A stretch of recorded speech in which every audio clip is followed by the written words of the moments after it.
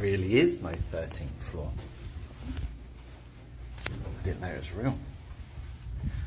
What's the reason behind having no 13th floor? Is it like because 13's bad luck? But surely that's just superstition, right? There's got to be another reason why there's no 13th floor. Why do some people shudder at the mere mention of the number 13? This seemingly innocuous numeral has haunted civilizations for centuries, weaving a tapestry of fear and superstition. Triskaidekaphobia, the fear of the number 13, has perplexed historians, psychologists, and cultural anthropologists alike. Is it a deeply ingrained superstition, a psychological quirk, or a cultural phenomenon? The number 13 holds a unique place in our collective consciousness, often associated with misfortune, bad luck, and even death. From ancient myths to contemporary culture, the number 13 has been demonized, avoided, and feared.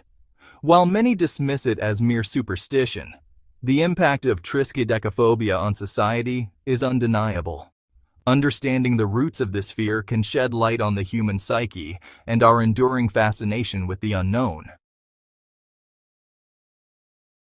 The fear of the number 13 can be traced back to ancient civilizations, suggesting that this phobia is deeply rooted in human history. One of the earliest recorded associations of the number 13 with misfortune comes from ancient Babylon. The Babylonian Code of Hammurabi, dating back to 1750 BC, famously omits a 13th law from its list of legal codes.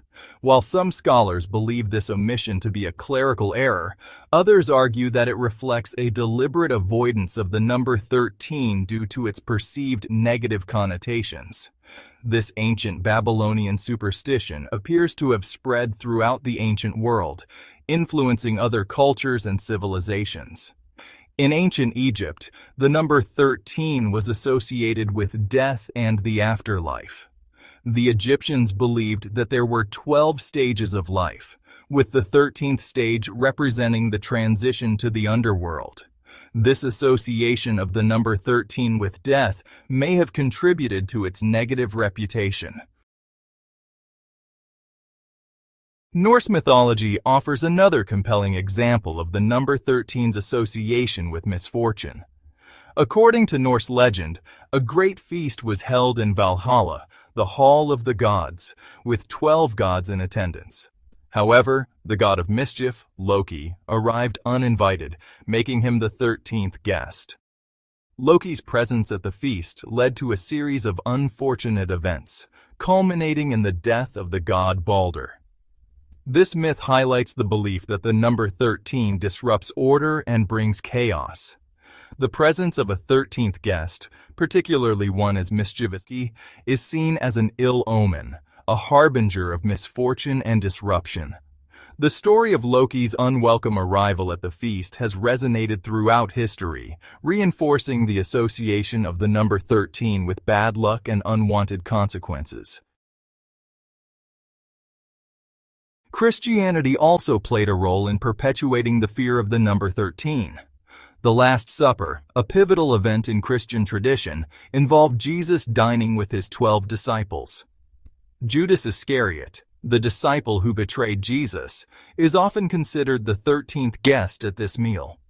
The association of Judas, a figure synonymous with treachery and betrayal, with the number 13 further solidifies a negative image.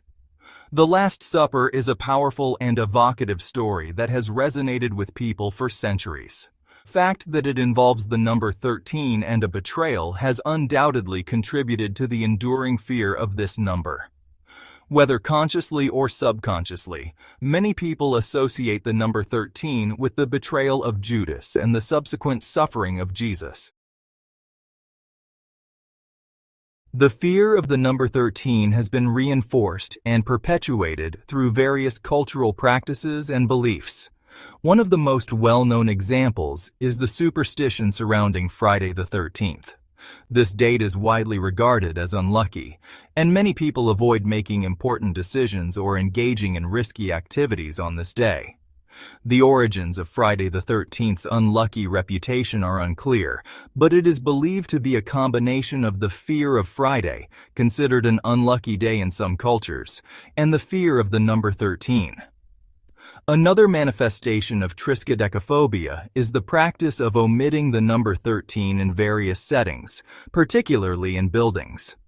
Many hotels, hospitals, and apartment buildings skip the 13th floor, going directly from the 12th to the 14th floor.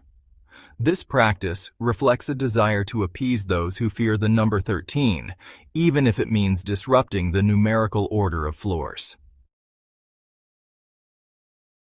The avoidance of the number 13 extends beyond the numbering of floors in buildings. Some cities omit 13th streets or avenues from their grid systems, while others rename streets that were originally designated as 13th. This practice highlights the pervasive nature of Triskaidekaphobia and its impact on urban planning and design. The lengths to which some people go to avoid the number 13 in architecture and urban planning underscore the power of this phobia. It is a testament to the enduring influence of superstition and the human tendency to seek order and avoid perceived chaos. Psychologists offer several explanations for the persistence of Triskaidekaphobia. One theory suggests that it is a form of learned behavior. Children may observe their parents or other adults expressing fear or anxiety about the number 13 and adopt these beliefs as their own.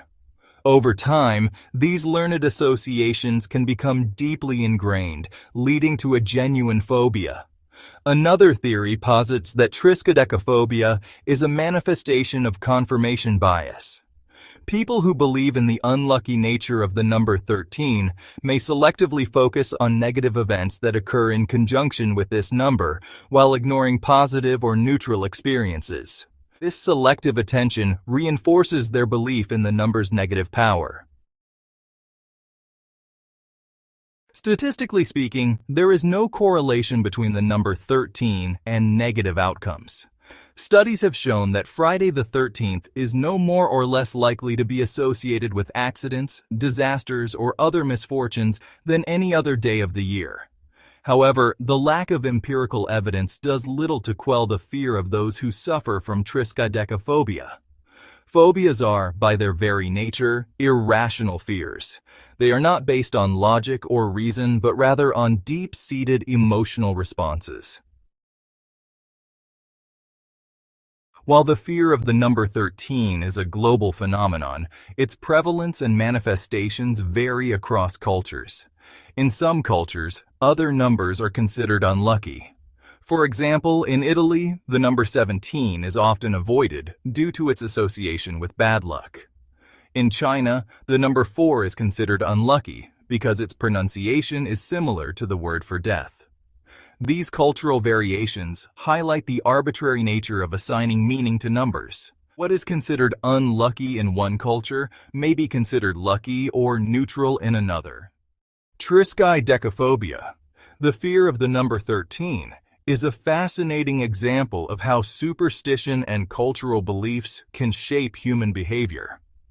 While the fear itself may be irrational, its impact on society is undeniable. From architecture and urban planning to popular culture and everyday life, the number 13 continues to evoke a sense of unease and apprehension in some, whether we choose to embrace the number 13 or avoid it altogether. It remains a potent symbol of our enduring fascination with the unknown and our desire to make sense of the world around us. As we reach the end of our exploration into Triskaidekaphobia, the fear of the number 13, we find ourselves at the crossroads of history, culture, and psychology. Throughout time, the number 13 has been shrouded in mystery, woven into mythologies, religious narratives, and even the blueprints of our cities. We've seen how ancient tales and superstitions have shaped our collective consciousness, influencing everything from the floors in our buildings to the way we perceive certain dates. Psychologically, the fear of 13 reveals just how deeply our minds crave patterns and explanations, sometimes transforming harmless symbols into sources of anxiety. Yet, the story of 13 is not just about fear. It's about the power of belief, the strength of tradition, and the ways in which societies across the world interpret the unknown. Some embrace 13 as a lucky charm, while others give it a wide berth. This duality invites us to question what we fear and why we fear it. Ultimately, the enduring mystery of 13 reflects our ongoing quest to understand the world and ourselves. Whether you see the number 13 as ominous or ordinary, perhaps the most important lesson is this: the meaning we assign to symbols says as much about us as it does about the numbers themselves. Thank you for joining us on this journey into the curious world of Triskaidekaphobia. The next time you encounter the number 13, will you pause to wonder or simply move on?